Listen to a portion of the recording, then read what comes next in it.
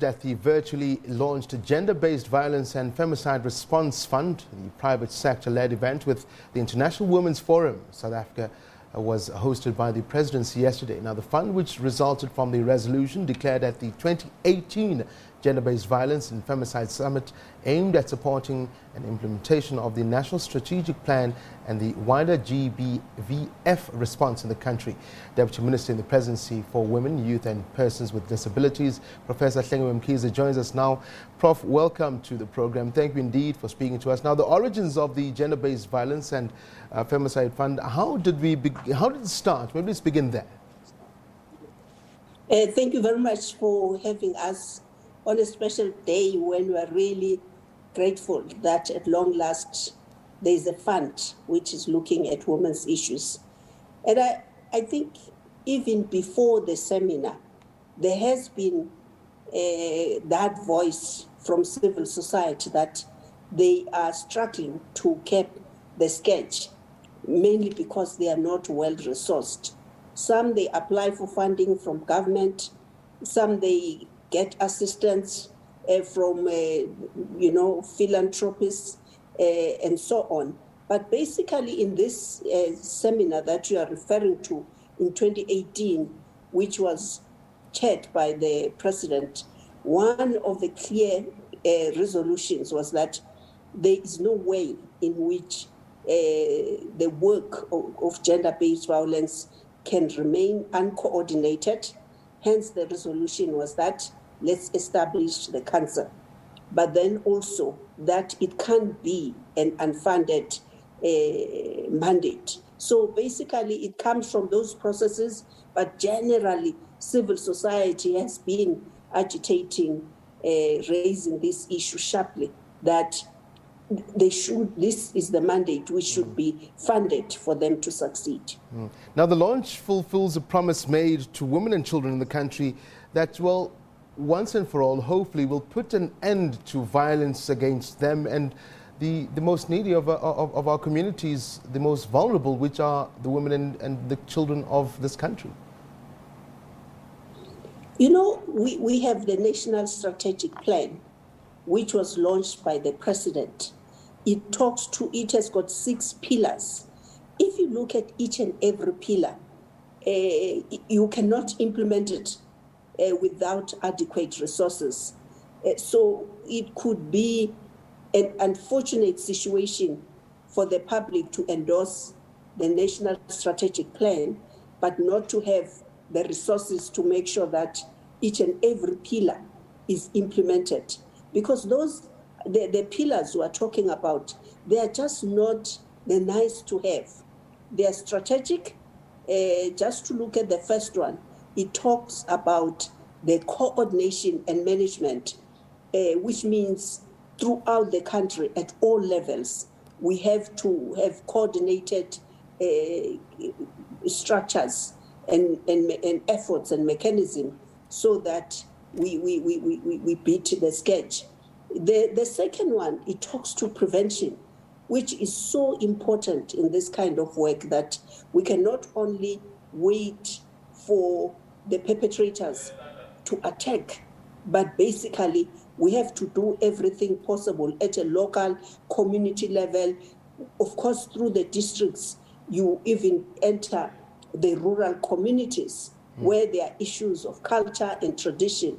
So without going through all the 6 pillars, I'm just trying to illustrate that it's really a mandate which needs more social mobilization, people working together as coalitions and ensuring that they reach all corners of society.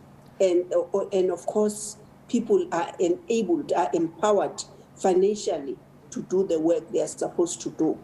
21 billion rand pledged towards the pillars of the NSP over the next 3 years?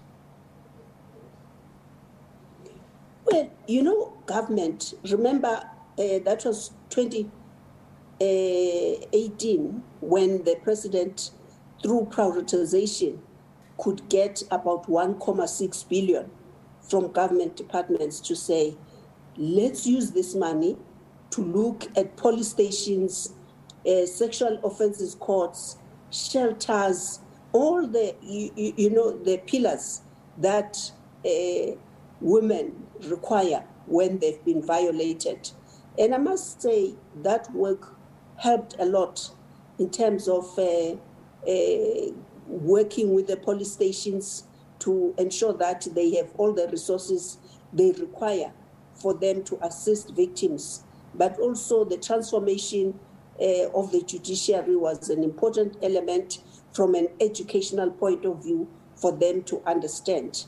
So, but we with this private sector driven fund, we've realized that this is bigger than our government fiscus. We have to look at a coordinated effort that mobilizes resources across the private sector as well. And that's what we witnessed yesterday, the power of mobilizing the private sector, because they were talking also even about bringing the skills. So when it comes to implementation of the NSP, then that's where we see what the private sector is promising, helping us. Yeah. Because remember, we've been on this issue for too long, and people are at the point where they really are saying action, action, action, action. So a well-oiled machinery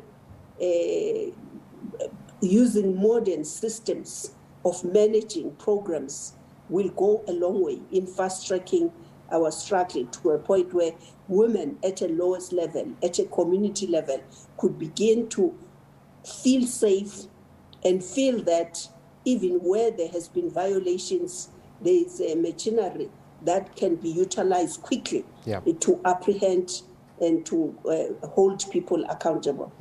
The question of funds will always come into question, particularly when we speak in big money like this. I guess having corporate South Africa and the private sector chipping in their money, this will be administered by Alexandra Forbes, as well as Absa Bank, who chipped in a good chunk of money themselves, about 10 million rands. The question, Tabi's is sitting at home saying, hopefully this money, unlike the PPE money, will not be misused and will be used and go to where it's expected to go for the, gender-based violence and femicide, all those who are affected by it. I'm sitting here at home now watching the Deputy Minister speak. Can I be assured of that? Well, yesterday, for me, what emerged, which I think is the first of its kind, is to have partnership with the private sector, whereby the private sector said, we're not only going to put in money, but we're bringing our technical know-how in terms of how good funds are managed. If you look from the International Women's Forum of South Africa, the caliber of women who have come to the party, who will be playing a role as fund managers, it's women who are accomplished, who have made a name in business, and who are trusted, who are credible, who will help us to bring in those critical values, accountability, ethical leadership, and of course with the backing of the president, who has taken a clear stance against corruption and compelling all of us to ensure that in whatever we do, we're transparent, there's good governance, we're accountable. And I've been saying our books are open because the caliber of people who have come forward to associate with this private sector driven fund are really big names, which you would never see in each and every organization. But they've taken on the struggle, and they said behind our names we'll put in our skills as well of good governance. Deputy Minister in the Presidency for Women, Youth and Persons with Disability, Professor Hlengiwe Mkhize, thank you very much indeed for joining us, ma'am. It's a pleasure speaking to you. Thank you very much. We hope you will invite many more people from the private sector. Thank you. Definitely, we'll try and do so. Thank you very much, ma'am.